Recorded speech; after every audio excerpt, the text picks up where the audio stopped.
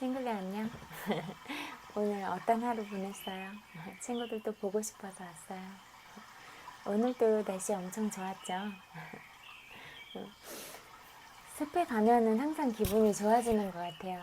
숲에서 느껴지는 그런 향들이 나무 향도 있고 소나무가 많은 쪽도 있거든요. 그럼 소나무 향도 나고 또 그런 나무마다 향기가 있고 꽃 향기도 다 다르고 뭐 흙냄새가 비 오거나 그랬을 때는 흙냄새가 더 좀 많이 나기도 하고 요즘에는 이렇게 맨발로 흙 밟고 다니시는 분들 진짜 많으시더라고요. 그래서 그런 뭐 촉각이나 그런 것들을 통해서도 우리가 물론 건강해지는 그런 면에서도 좋은데 그냥 그런 뭐라고 할까 그런 느낌들이 있잖아요. 뭐 손을 통해서 만져지거나 이렇게 발을 통해서 만져지는 그런 촉각적인 감각들도 뭔가 그렇게 감각에 집중할 수 있는 그런 계기들을 만들어주고 또 뭐 우리가 다른 생각이나 이런 것들을 하지 않고 그 감각에만 오로지 빠졌을 때도 뭔가 또 다른 느낌을 주기도 하는 것 같아요. 그런 방법도 있잖아요. 명상의 어떤 한 부분에서 막 뭔가에 집중해서 이렇게 하는 것들, 그런 것들도 있잖아요. 그런 것처럼 우리가 진짜 하루에도 수만 가지 생각들을 하고 살아가는데 잠깐씩 그런 명상이나 어떤 다른 자기가 좋아하는 그런 부분들에 집중하면서 생각들을 그렇게 좀 비워내고 그런 방법들도 좋을 것 같아요. 저도 생각이 진짜 많고 약간 분석적이고 그런 성향이라 어, 쉽게 피곤해지기도 하고 뭐 생각은 그렇잖아요. 뭐 한 생각이 떠오르면 그 생각이 계속 꼬리에 꼬리를 물고 이렇게 계속 퍼져나가는 그런 경우가 많잖아요. 근데 그런 것들을 생각해 보면 이왕이면 좋은 생각, 긍정적이고 밝은 생각 그런 생각들을 하면서 계속 그렇게 계속 연결이 돼서 이렇게 끊임없이 생각을 한다고 해도 그런 것들이 좀 더 도움이 될 것 같아요. 너무 많은 생각을 하면 힘들어지겠지만 아무래도 그럴 것 같다는 생각이 또 얘기하다 보니까 드는 것 같아요. 그리고 저녁 잘 챙겨 먹었어요? 저는 팥죽 먹었어요. 저는 팥 들어간 것들을 좋아하는 것 같아요. 보면 거의 팥을 좋아하는 것 같아요. 뭐 팥죽이나 뭐 아이스크림 같은 것도 그렇고 무슨 빵 같은 거에도 팥 들어간 거 좋아하고 떡도 그렇고 그런 것 같아요. 떡을 더 좋아하긴 하지만 아무튼 친구들도 친구들이 좋아하는 게 각자 다르잖아요. 그러니까 그런 것들 좋아하는 것들 먹을 때 행복한 마음을 가지고 그런 아주 작은 것들 안에서 소소한 행복들을 많이 발견하고 그런 행복들의 빈도가 높아지면 또 친구들 뭐 모든 순간순간이 다 행복하고 그런 하루하루가 쌓이고 또 한 달이 되고 1년이 되고 또 한 생애가 행복해질 수 있을 거라고 생각해요. 그러니까 우리가 늘 아주 작은 부분이더라도 내가 좋아하는 것, 내가 어떨 때 행복해지는지 그런 행복감들을 많이 발견하고 그럴 수 있으면 좋을 것 같다는 생각이 들었어요. 그리고 저는 좀 뭐, 네, 자연의 소리가 들리는 게 너무 좋은 것 같아요. 새소리도 들리고 뭐 물소리를 특히 좋아하는 것 같아요. 파도 치는 소리도 좋아하고 그런 자갈들 이런 소리도 좋아하고 근데 자연으로 나가서 듣는 게 가장 좋고 그 다음에 이제 바쁘거나 그런 상황에 있다면 요즘에는 뭐 마음을 가라앉힐 수 있는 좋은 그런 영상 자료들이 너무나 많잖아요. 그러니까 그런 자료들을 통해서 우리가 쉽게 우리의 정서적 환기를 또 이렇게 바꿔줄 수가 있을 것 같아요. 그런 화면이나 소리들을 들으면 거기에 집중하면 내가 그냥 그 세상에 들어가 있는 것 같아요.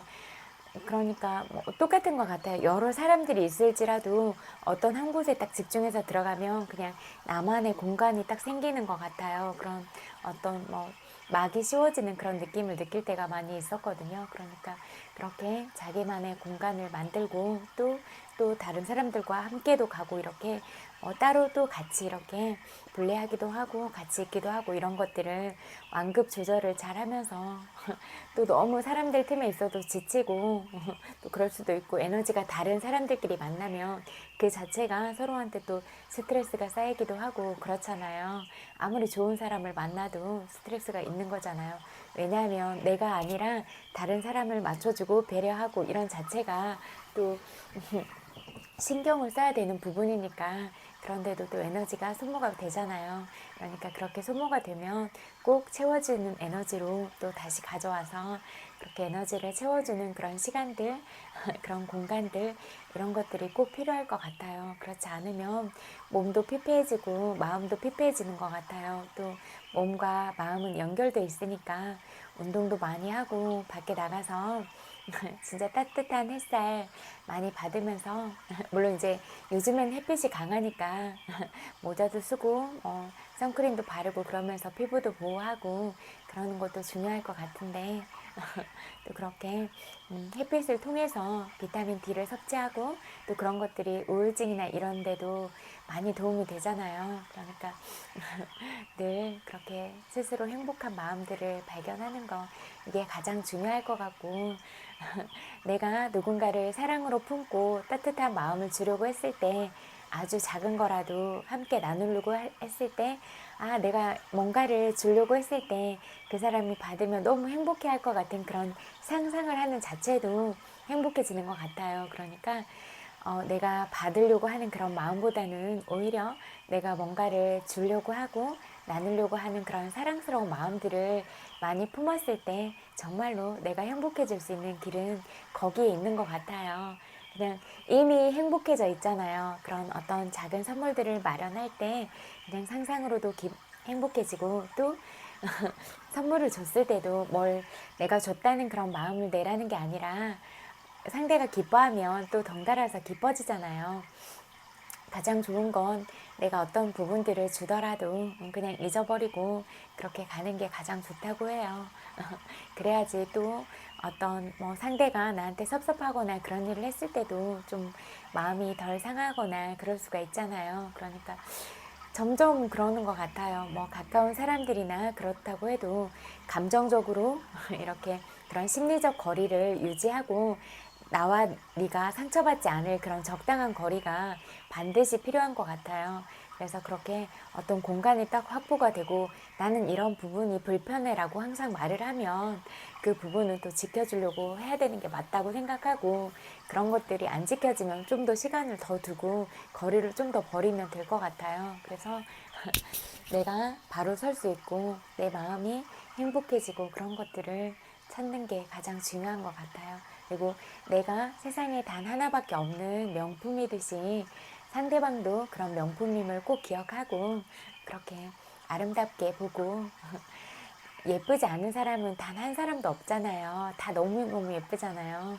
그러니까 예쁘게 보세요. 예쁘게 보고 사랑스럽게 보고 그렇게 또 사랑스러운 말을 하면 내가 사랑스러운 사람이 되는 거예요. 내가 하는 말들은 나를 빛나게 만드니까 그리고 또 그 말을 듣는 상대도 빛나게 만들으니까 서로 이게 공존으로 가는 길이에요.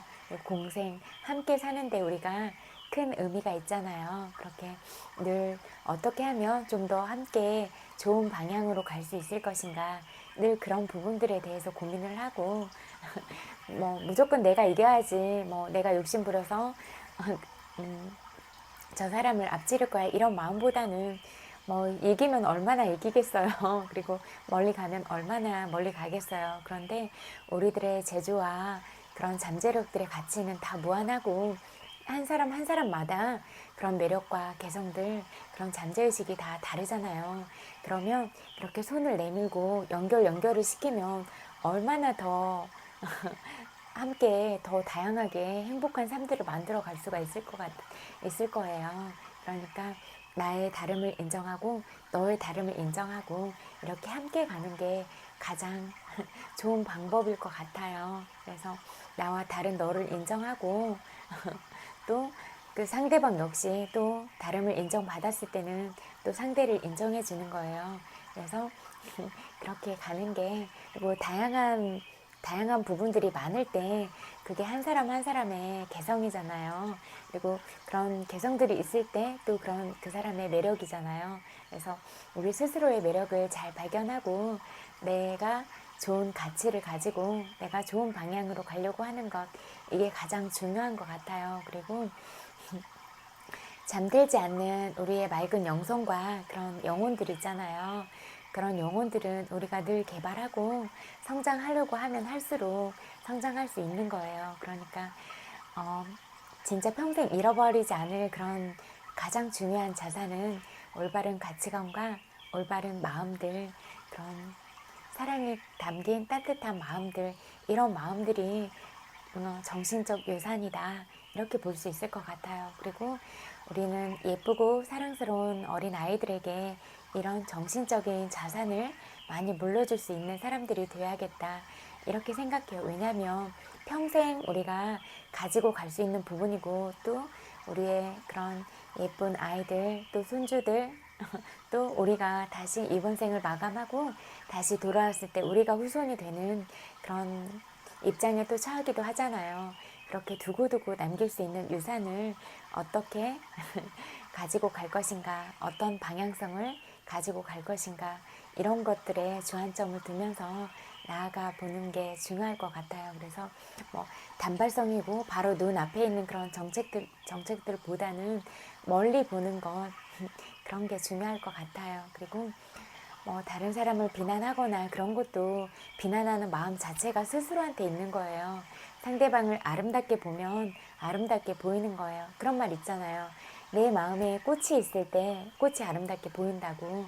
내 마음에 그런 뭐 안 좋은 감정의 찌꺼기나 부정적인 그런 요소들이 너무 가득하다면 좋게 보이지 않는 거예요. 그러니까 그거는 나의 시선이고 나의 마음이다. 내가 사랑스럽게 말을 하고 있다면 지금 현재 내 마음의 상태가 사랑스러운 상태이다. 그리고 누군가를 사랑하는 그런 아름다운 마음들을 품고 있는 상태다. 이렇게 보면 될 것 같아요. 그리고 그런 것들은 정말 분명한 사실인 것 같아요.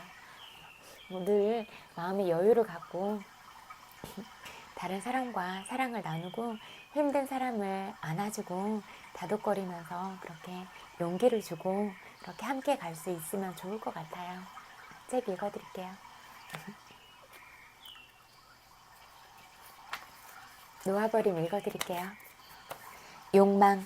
욕망이라는 감정은 어떤 사물이나 사람에 대한 가벼운 바람에서 강박적이고 투지 넘치는 갈망에 이르기까지 양상이 다양하다. 또한 욕망은 탐욕, 집착, 갈구, 부러움, 시샘, 애착, 수집증, 몰인정, 고착, 광분, 과장, 과욕, 이기심, 성욕, 소유욕, 통제, 미화, 불만족, 무력 등으로 나타난다.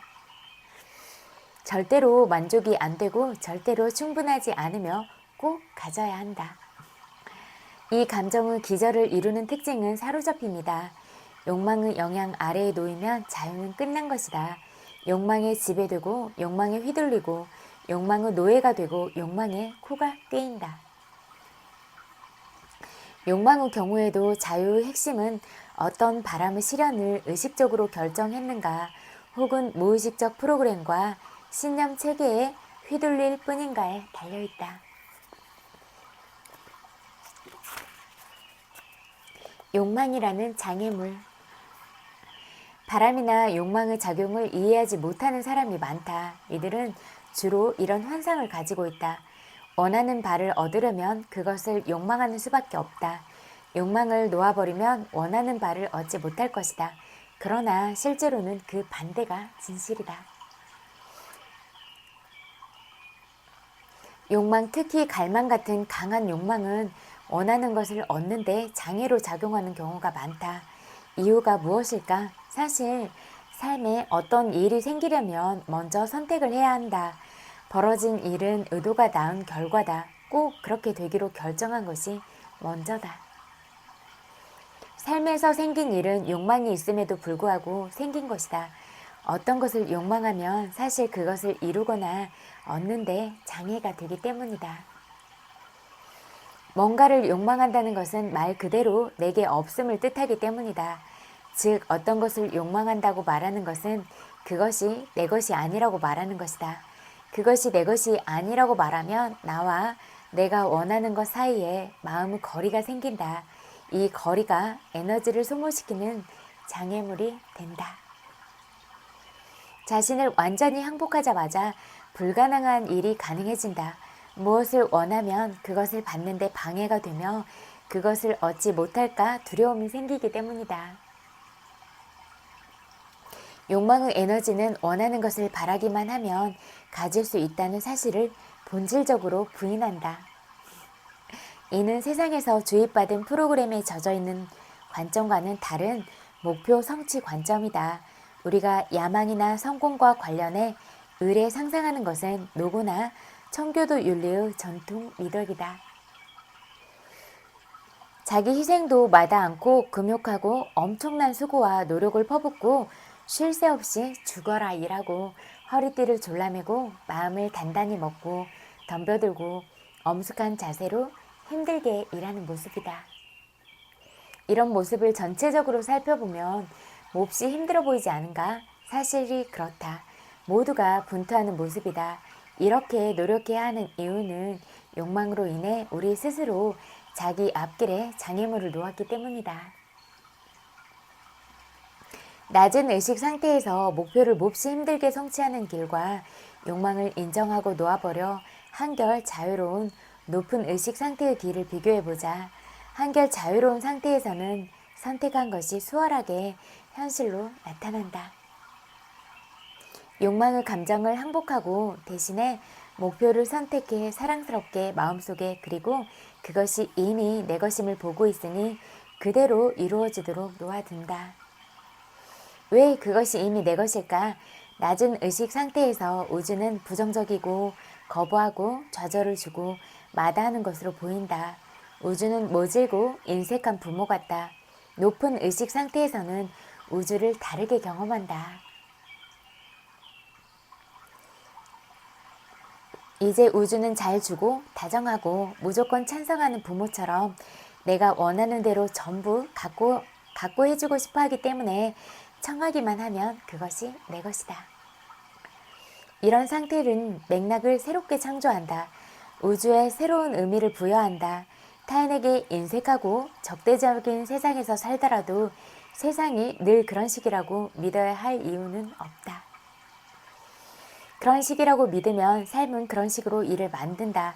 욕망을 놓아버리는 경험을 하면 자신의 선택이 마술처럼 삶에 나타난다는 것을 알게 된다. 마음속에 품은 것은 현실로 나타나기 쉽다. 앞에서 이야기했듯이 실업률이 높았을 때에도 어떤 사람들은 일자리가 있는 정도를 넘어 동시에 두세 가지 일자리를 갖고 있었다. 처음 이 시각을 접했을 때는 충격적이고도 새로운 관점이었다. 진실이기를 기대하기도 했지만 회의적이기도 했다. 실제로 활용하기는 불가능해. 엄격한 청교도 윤리를 근본으로 삼는 사람으로서 믿기 어려운 것이었다. 그렇긴 해도 나는 자발적으로 한번 시도해 볼 만큼 마음이 열려있기는 했다. 욕망을 놓아버리는 나의 첫 경험은 이러했다.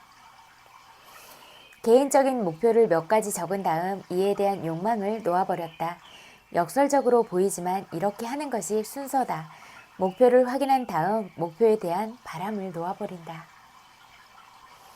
수년간 마음에 품고 있던 목표 하나는 뉴욕 시내에 있는 아파트였다. 맡고 있던 일을 하려니 통근 거리가 멀어 호텔 투숙에 돈이 많이 들어갔다. 뼈에 아떼르라 부르는 시내의 작은 아파트가 실속 있는 해결책이었다. 그래서 뉴욕 시내에 있는 아파트라고 목표를 적었다. 목표 성취에 이런 방법을 쓸 때는 이성적으로 보기에는 이루어질 것 같지 않더라도 온갖 세부 사항까지 포함시킨다. 나는 아파트로 이상적인 조건을 상세히 열거했다. 임대료가 알맞고 70번대 블록에서 5번가에 있고 거리 소음이 큰 길가는 아니면서 8, 9층 이상이고 거실과 방 하나가 있는 정도. 다음 날도 평소처럼 바빴다. 담당한 환자도 많았고 회의도 많았고 찾아오는 환자도 많았다. 회의를 하고 환자를 보는 사이사이에도 아파트를 원하는 느낌이 인지되며 놓아버리곤 했다. 그렇게 하루를 지내며 아파트 일을 정말로 잊었다. 오후 4시 30분에 마지막 환자를 보고 나니 문득 시내로 드라이브를 하고 싶었다. 혼잡할 시간이었는데도 도로가 비어 있어서 드라이브 하는데 30분밖에 걸리지 않았다. 천천히 달리다 73번 블로그 렉싱턴가 부근에 있는 부동산 중개사무소 앞에 차를 세웠다. 마법과도 같은 우연처럼 사무소 바로 앞 주차 공간이 비어 있었다. 5번가 아파트를 원한다고 농담처럼 이야기했더니 부동산 중개인이 놀란 눈을 했다. 와, 정말 운이 좋으십니다. 정확히 1시간 전에 76번 블록에서 5번가를 통틀어 딱 하나 남은 임대 아파트가 매물로 나왔습니다. 9층이죠. 이면 도로에 있고 거실과 방 하나가 있는 구조입니다. 임대료도 중간에 올리지 않는 조건으로 월 $500니까 합리적이죠. 칠도 새로 해놓아서 언제든지 입주하실 수 있습니다. 중개인과 함께 걸어가 아파트를 둘러보았더니 목표로 적어놓은 집과 정확히 일치했다. 그래서 그 자리에서 계약서에 서명했다. 이렇게 해서 개인적인 특정 목표에 대해 놓아버린 기법을 시도한 지 24시간 내에 목표가 현실이 되었다. 마련하기가 거의 불가능한 아파트였는데 아무런 부정적 감정 없이 수월하게 상상한 그대로 이루어졌다. 쉽고도 기분 좋은 경험이었다. 이런 일은 의례 경험할 수 있는 것이다. 욕망이 적당한 수준이어서 힘들이지 않고 욕망을 완전히 항복할 수 있었다. 완전히 항복했다는 것은 아파트가 생기면 좋고 생기지 않아도 좋았으리라는 말이다. 욕망을 완전히 항복한 덕분에 불가능한 일이 가능해졌으며 수월하고 신속하게 현실화되었다. 이런 기제는 의심하고 바라던 바를 야망이나 욕망, 갈망, 심지어 강박적이고 미친 듯한 욕심을 통해 이루어졌던 경우를 되새겨보게 한다. 마음이 따진다. 바라던 바에 대한 욕망을 놓아버렸다면 어떻게 되었을까? 욕망이 없었다면 과연 그것을 이뤘을까? 그래도 이룰 수 있었다는 것이 진실이다. 걱정 없이, 에너지 소모 없이, 노력 없이, 시행착오 없이, 노고 없이도 이룰 수 있었던 일이다. 허참, 마음이 또 따진다. 일을 수월하게 이룰 수 있다면 성취할 때 생기는 자부심은 어쩌지? 그것도 버려야 한다는 말인가? 그렇다. 일에 쏟아붓는 희생이니 노고니 하는 허영에 찬 것을 다 포기해야 한다. 자기 희생이라는 감상에 툭하면 빠지는 것도 포기하고 목표를 이루기 위해 감내했던 모든 아픔과 괴로움도 포기해야 할 것이다. 그런 감정은 사회의 기이한 도착 증세가 아닐까? 힘들이지 않고 바로 성공하면 사람들이 시샘한다. 목표에 도달하는데 아무런 고초도 아픔과 괴로움도 겪을 필요가 없다고 하면 정말로 약이 오를 것이다. 그들의 마음은 이런 고통이 성공을 위해 반드시 치러야 할 대가라고 믿고 있다. 이런 믿음을 잘 살펴보자. 부정적 프로그램으로 인해 그렇게 믿는 일이 없었다면 삶에서 뭔가를 이루기 위해 아픔과 괴로움을 조금이라도 감내해야 할 이유가 있을까? 그런 믿음은 세상과 우주를 보는 눈이 다소 가학적이라는 점을 보여주는 게 아닐까? 바람과 욕망을 이루는데 장애가 되는 것은 물론 무의식적 죄책감과 묘사합니다.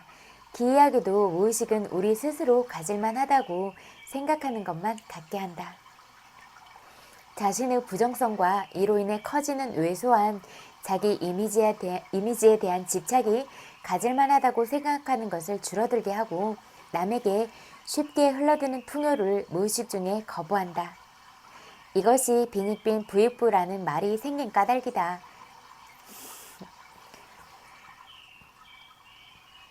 스스로를 왜소하게 볼 때 가질 만한 것은 가난이므로 자신의 무의식에 의해 가난을 꼼짝없이 현실로 만난다. 자신이 왜소하다는 생각을 포기하고 내면이 무결함을 다시 인정할 때, 그리고 너그럽고 열려있고 다정하고 믿음직한 자신에 대한 저항을 놓아버릴 때, 무의식에 의해 삶의 여건이 자동적으로 마련되어 풍요가 삶에 흘러들기 시작한다. 여기까지 읽을게요. 내면 아이 공부도 같이 해요.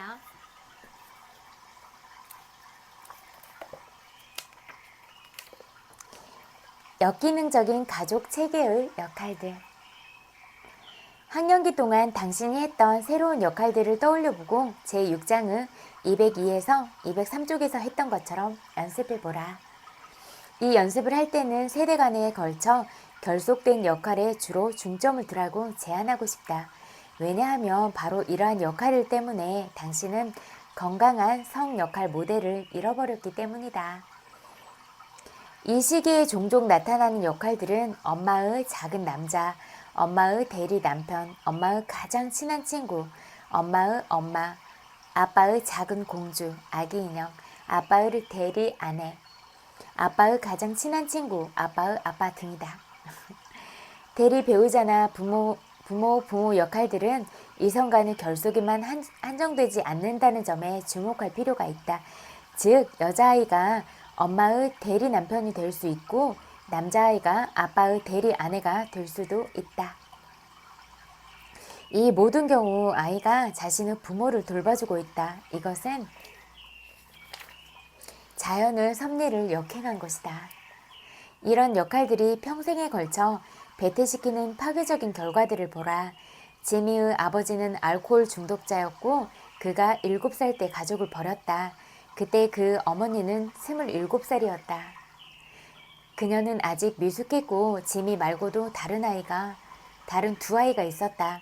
지미는 셋 중의 중간이면서 첫째 아들이었다. 그는 8세 때부터 자기가 할 수 있는 모든 잡일들을 시작했다. 그 어머니에게 아주 커다란 도움이 되었음은 물론이다. 또한 그는 어머니와 몇 시간씩이나 같이 앉아서는 어머니가 자신의 인생에 대해서 한탄하고 오는 동안 위안이 되어주곤 했다. 그에게 어머니는 마치 성스러운 존재와도 같았으며 자신이 무슨 일을 해도 그녀를 만족시킬 수 없을 거라고 생각했다. 그런데 지미가 깨닫지 못한 게 있었다. 지미가 올 때마다 그 어머니는 그에게 창피를 주거나 딴 곳으로 주의를 돌려버려 그 감정을 없애버리곤 했던 것이다. 어머니는 그가 얼마나 훌륭한 할아버지를 두었는지, 이렇게 먹을 것이 풍부한 집에서 사는 게 얼마나 행운인지 이야기하곤 했다. 이런 것보다는 진짜 아이의 모든 감정은 다 소중하니까 그런 감정들을 다 표현하고 표출해 낼 수 있도록 해줘야 오히려 아이가 정신적인 면에서 건강하게 자라는 것 같아요. 이렇게 역기능적인 그런 모델들을 보면 어떤 부분에 있어서 우리가 상처를 받았는가 그렇게 스스로 점검하고 확인을 해보고 어떤 점들이 많이 아프고 슬프다면 또는 알지 못했다면 우리가 알게 된 이 시점부터는 바른 방향으로 가는 것들이 중요하다 이렇게 볼 수가 있을 것 같아요. 그리고 정말 사랑스러운 아이한테는 제대로 정말 소중한 마음들과 정말 큰 사랑들을 줄 수 있어야 될 것 같아요. 그래서 아이한테 정말 행복한 아이로 자라게 하는 것, 그리고 아이가 부모들이 없는 세상에서도 정말 부모가 준 자산으로 행복하게 살아가는 것, 이게 우리가 쏟을 수 있는 가장 큰 사랑은 아닐까 이런 생각을 해요. 지미, 라틴 아메리카에 사는 아이들은 지금도 굶고 있단다. 지미는 22살 때 선 불교에 귀의하면서 독신 수도승이 되었다. 어머니는 그를 자랑스러워했으며 종종 그를 찾아오곤 했다. 몇 년의 시간이 흐른 후 지미는 수도원을 떠났고 여러 여자들과 사귀기 시작했다. 그가 만난 여자들이 모두 도움이 절실하게 필요한 불쌍한 여성들로 그는 여자아이들의 구세주가 될 수 있었다. 46살 때는 아이가 셋 있는 버림받은 27살의 여자와 불운한 결혼을 했다.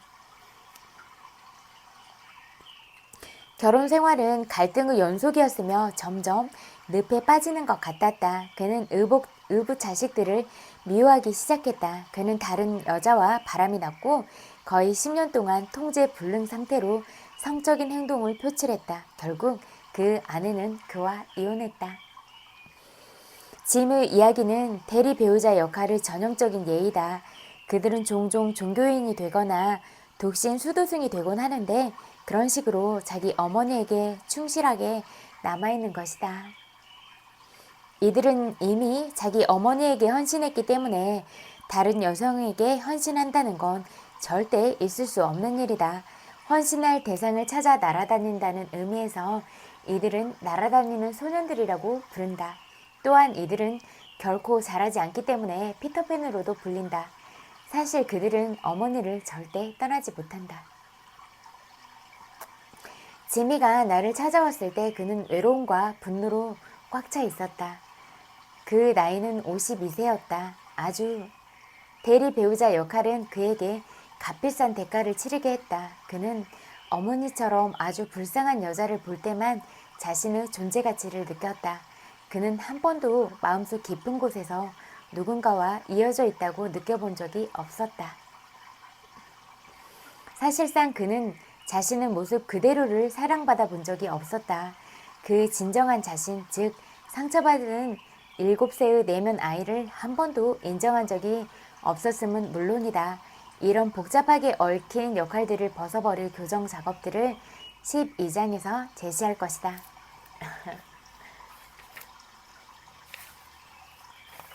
진짜 아이들이 사랑스럽고 아이들뿐만이 아니라 우리 모두가 사랑스럽고 귀한 존재라는 것은 뭘 특별히 잘하거나 그래서가 아니라 그냥 사람이라는 존재 자체로서 그런 고귀함과 마땅히 존중받아야 할 그런 권리들을 가지고 있다. 이렇게 볼 수가 있을 것 같아요. 그래서 진짜 아침에 일어나서 부시시하게 머리가 떠 있어도 저녁에 뭘 먹고 자서 얼굴이 부어 있어도 그냥 그 자체로 사랑스러운 거예요. 너무너무 예쁘잖아요. 진짜 우리 생각해 보세요. 우리가 어린 아이였을 때는 진짜 아장아장 걸음마만 잘해도 대견하다고 칭찬받고 사랑스러웠고 우리가 진짜 넘어지지 않고 몇 발자국만 가는 걸로도 칭찬을 받았잖아요. 뭘 잘 먹기만 해도 예쁘고 사랑스럽다고.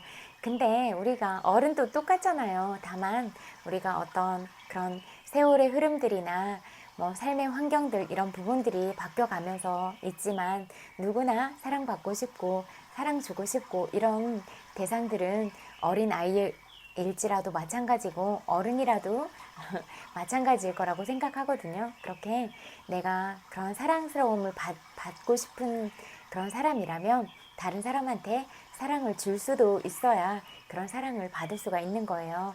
나만 자꾸 사랑을 받으려고 하고 나만 그런 에너지들을 자꾸 채움을 받으려고만 하면 그 주는 상대방은 얼마나 많이 소진이 되겠어요. 그래서 모든 관계는 주고받음이다. 그래서 내가 사랑을 주고 또 받고 이런 게 서로 채워주는 그런 역할들을 할 수 있을 때 그런 건강한 역할 모델들이 서로한테 되어줄 수가 있을 것 같아요. 그래서 우리는 서로 좋은 점들을 보고 더 좋은 방향으로 가려고 하고 이러는 것들이 중요하다. 이렇게 볼 수 있을 것 같아요. 선언문. 당신의 학령기 내면 아이를 위한 선언문은 다음과 같다. 작은 누구누구야, 넌 학교에서도 너의 모습 그대로일 수 있단다. 너 스스로가 바로 자신이 편이 되어주는 거야. 나도 널 도와줄게. 내가 하고 싶은 대로 하는 법을 배운다는 것은 좋은 거야. 그리고 뭔가를 하기 전에 먼저 생각해 본 다음 시도해 보는 게 좋단다. 너의 판단을 믿어보렴. 그리고 내가 선택한 것에 대한 결과를 받아들일 수 있어야 해. 너는 원하는 대로 할 수 있고 다른 사람들과 의견이 달라도 상관없단다. 난 내 모습을 그대로 사랑한단다. 작은 누구누구야. 너의 느낌대로 믿어봐. 만약에 무섭다면 내게 말하렴. 무서움이란 아주 당연한 감정이란다. 우린 그것에 대해 함께 이야기할 수 있어. 넌 친구들을 선택할 수 있단다. 다른 아이들과 같은 스타일의 옷을 입을 수도 있고 너만의 스타일대로 입어도 괜찮단다. 넌 내가 원하는 걸 받을 만한 자격이 충분히 있어. 무슨 일이 있어도 난 반드시 너와 같이 있을 거야. 사랑한다. 작은 누구누구야. 학령기 명상. 다음에 오는 부분을 전체의 도입문에 추가하라. 매 간격마다 약 20초간 멈추어라. 학교에 입학하던 날 당신의 가정은 어떤 분위기였습니까? 입학 첫날을 기억합니까? 매 학년마다 첫날이 어땠는지 기억납니까? 점심 도시락을 싸가지고 다녔습니까? 학교 가방은요? 학교는 어떻게 갔습니까? 학교에 가는 것이 무섭거나 끔찍했습니까? 그곳에 당신을 괴롭히던 불량배들이 있었습니까? 가장 좋아했던 선생님은 누구였습니까? 남자 선생님이나 여자 선생님이 있었습니까? 학교 운동장을 한번 그려보세요. 운동장에서 뛰어노는 당신이 보입니까? 그 아이는 무엇을 하고 있습니까? 어떤 옷을 입고 있습니까? 그 아이에게 걸어가 보세요. 그리고 당신이 그 아이가 된다고 상상해 보세요. 지금 당신은 어른인 당신을 쳐다보고 있는 어린 학생입니다. 아이인 당신은 어른인 당신을 아주 현명하고 온화한 천사라고 생각하고 있습니다. 자, 여기서 어른인 당신의 목소리를 들어보세요. 따뜻하고 애정어린 목소리로 당신에게 이야기하고 있습니다. 혼자일 경우 상처받은 학령기 내면 아이를 위해서 선언문을 녹음하라. 파트너와 작업할 경우 파트너에게 선언문을 말해주라. 그룹 작업의 경우 여기에서 멈추고 앵커를 뽑는다. 혼자이거나 파트너와 함께 작업할 경우 선언문이 끝난 후 명상을 계속하라. 당신에게 느껴지는 것을 그대로 느껴봅니다. 그리고 당신을 인자한 천사에게 작별 인사를 하세요. 당신이 원한다면 그를 안아도 좋습니다. 자, 이제 천천히 어른인 당신의 모습으로 다시 돌아옵니다. 당신은 학령기 내면 아이에게 당신이 이제부터 언제까지나 함께 있겠다고 이야기해주세요. 언제나 당신을 믿어도 좋다고 말해주세요. 그룹의 경우 앵커를 뽑은 후 다음 부분을 추가하라. 이 결론 부분은 모든 사람들, 혼자 하거나 파트너와 함께 하거나 그룹 작업 모두를 위한 것이다. 매 간격마다 10초간 멈추어라. 자, 이제 시간이 흘러갑니다. 당신의 고등학교를 바라보세요. 무슨 색깔입니까? 고교 시절 당신의 가장 친한 친구를 떠올려 보세요. 10대 때 제일 좋아했던 노래를 들어보세요. 자, 이제 당신의 청년기로 걸어 나갑니다.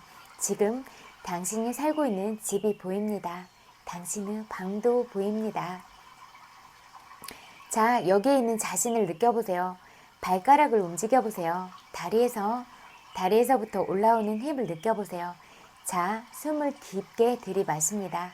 숨을 내쉴 때는 휴 하고 소리를 냅니다. 손가락을 움직여보세요. 몸과 마음이 회복되어 여기 있는 당신 자신을 충분히 느껴보세요. 눈을 떠도 좋습니다.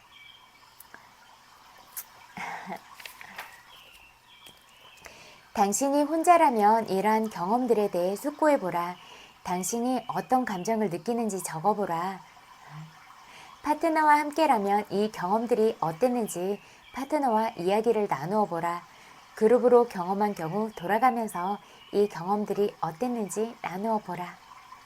이제 당신은 학령기 아이를 치유했다. 당신이 그 아이를 돌봐줄 수 있다. 다음은 치유된 나의 학령기 내면 아이의 모습이다. 여기까지 읽을게요.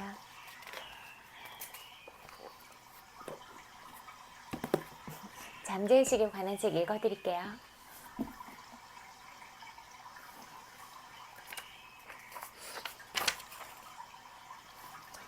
소크라테스가 말한 지혜로운 내면의 목소리. 잠재의식은 초자연적인 소리를 들을 수 있는데 이러한 영적 청각 능력을 소위 투청력이라고 한다. 고대 그리스 철학자 소크라테스는 언제나 지혜로운 내면의 목소리를 뚜렷하게 들을 수 있었다고 한다. 그 목소리는 소크라테스에게 주로 경고 메시지를 보냈다. 그러니까 늘 맑은 마음을 유지하고 늘 긍정적이고 좋은 감정들을 유지하고 있을 때 이런 내면의 목소리가 더 잘 들리는 거예요.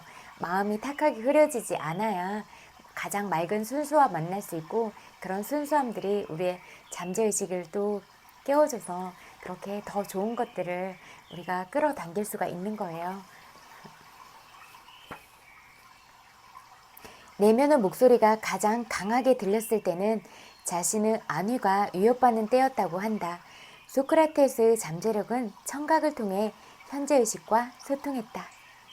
영적 청각은 인간의 영혼에 내재한 가장 강력한 본능인 자기 본능에서 비롯된다. 소크라테스는 내면의 목소리가 들리지 않을 때는 그 목소리가 하는 말에 따라 올바르게 행동하고 있는 거라 믿었다. 로린다라는 젊은 여성이 있었다. 노동종 휴일을 맞아 먼 곳에 사는 친척집에 놀러 가기로 했는데 친척집에 초대받은 또 다른 손님이 태워주겠다고 함께 가자고 제안했다. 그녀는 친척과 전화로 이야기하던 중에 자기의 내면에서 가지마, 집에 있어 라고 외치는 목소리를 들었다. 로린다는 이 목소리가 하는 말에 따르기로 하고 여행을 취소했다. 이후 로린다는 차를 태워주기로 했던 손님이 고속도로 다중추돌 사고로 사망했다는 소식을 들었다. 로린다는 몇 년 동안 내 강연과 모임에 참석하며 잠재의식의 인도를 따르는 법을 배웠다. 로린다는 올바른 행동이 자신을 이끈다는 확실한 믿음을 갖고 살아간다. 자신의 안위나 영혼을 보호해야 할 일이 있으면 지혜로운 잠재의식이 즉시 경고 메시지를 보낸 거라 끊임없이 확언한다. 잠재의식은 늘 로린다를 지켜준다. 반복적인 훈련을 통해 로린다는 현재의식과 소통하는 잠재의식의 뚜렷한 목소리를 들을 수 있었다. 내면의 지혜를 객관적 마음에 전달하는 로린다만의 방식이다. 로린다는 주관적 마음의 목소리를 듣는다. 인간의 목소리처럼 대기 중에 울려 퍼지는 목소리는 아니지만 로린다는 마음의 목소리가 또렷하고 생생하게 들린다. 잠재의식은 언제나 우리를 보호하려 한다. 위험한 일이 있을 때마다 경고를 보내며 설득하는 내면의 소리에 귀 기울이는 법을 배워야 한다. 몸이 편안하고 마음이 평안하면 직감이 내는 목소리가 확실하고 또렷하게 들린다. 무한자가 생각에 따라 응답한다는 사실을 알고 진리를 진정으로 추구하면 그에 합당한 결과를 얻는다. 생각하는 대로 잠재의식에 전해지니 그에 맞는 응답과 가르침을 얻을 것이다. 예술가, 시인, 발명가를 비롯한 모든 창의적인 사람들은 직감의 목소리에 귀 기울인 덕분에 내면에 있는 지식 창고에서 아름답고 영광스러운 것들을 잔뜩 꺼내 세상을 놀라게 한다. 직감이란 모든 이성적 사고 과정을 거치지 않고 직관적으로 진리를 인지하는 것이다. 내면의 목소리에 귀 기울이는 행위가 직감이다. 무언가를 바라는 확언을 하고 난 뒤 가장 먼저 떠오르는 느낌이 대개는 가장 정확하다. 지금 당장 부초월자가 되는 우리의 이야기. 인생은 채석장이다. 끌로 인격을 다듬어 인생을 완성해야 한다. 독일 철학자 괴테의 말이다.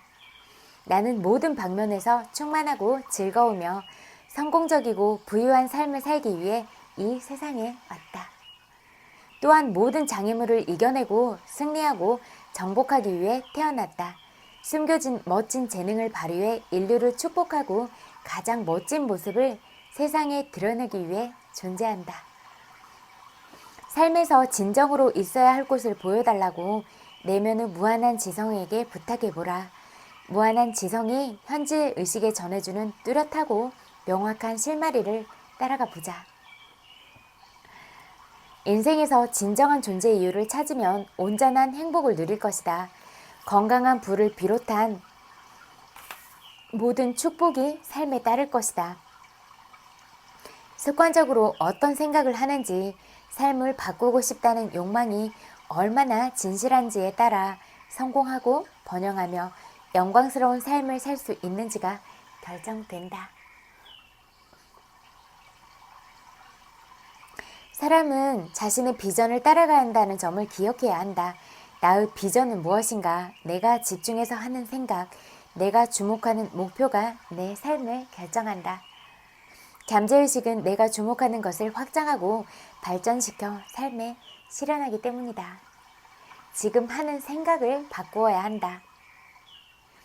오늘 대출금이나 청구 금액을 낼 수 없다는 생각이 들거나 실패를 자초할 것 같다면 내가 해야 할 일은 현재의 생각을 바꾸는 것뿐이다.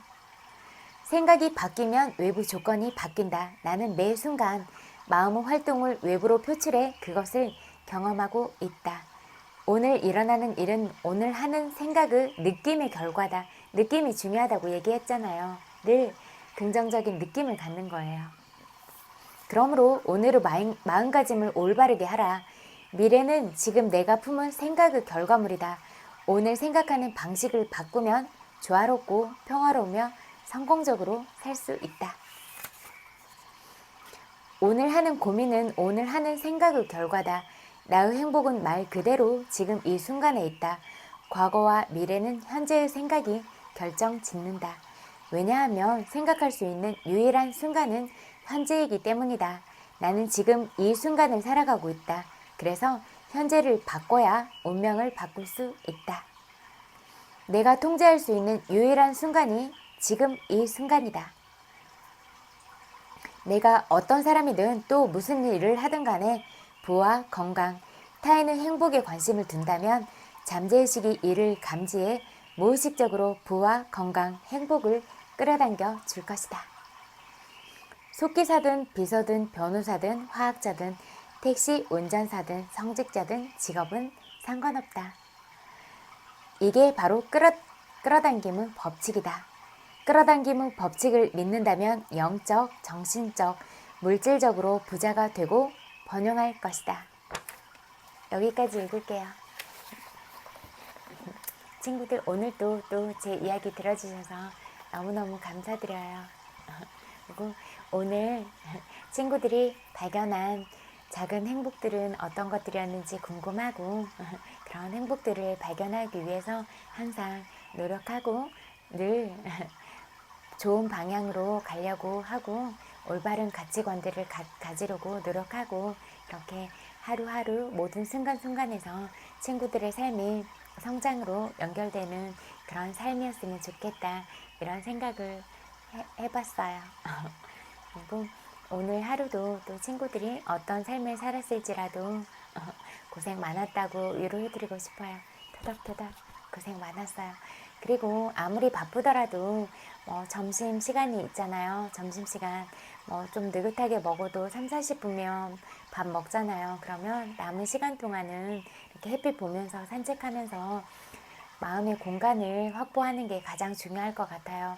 꼭 사람들이랑 같이 가지 않아도 나 혼자 온전히 그런 점심시간을 오롯하게 나를 돌아보고 내 마음과 감정들을 스스로 토닥토닥 하면서 그렇게 보낼 수 있는 나만의 시간을 갖는다면 그게 하루 중에 내가 가질 수 있는 그런 행복한 시간들이잖아요. 그런 시간들이 계속 쌓이면 그런 마음이 단단해질 것이고 어떤 어려움이 닥치더라도 그렇게 견고하게 차곡차곡 쌓아놓은 그런 마음들이 완충제 역할을 해서 어떤 그런 충격에도 덜 충격을 받는 그런 단단한 마음을 가질 수 있을 것이다 이렇게 생각해요. 그러니까 그런 시간들을 꼭 가지세요. 그리고 이제는 저녁에 잘 때도 춥지는 않은 것 같아요.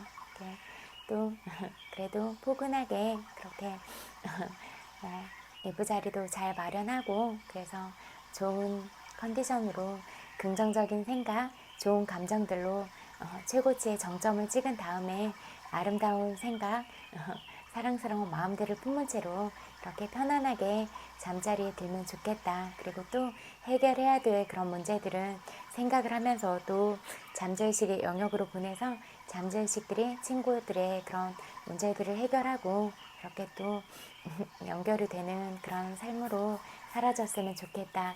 이런 생각을 하고 또 내가 이루고 싶은 학원들은 꼭 잠들기 전에도 하고 아침에 일어나서도 하고 또 가장 먼저 마주치는 나의 모습과 거울을 통해서 그렇게 나 자신과 하이파이브도 해주면서 그렇게 뭐 하루의 시작도 즐거운 마음으로 하고 그렇게 시작하면 기분 좋은 하루를 시작하면 하루가 또 즐거운 것 같아요.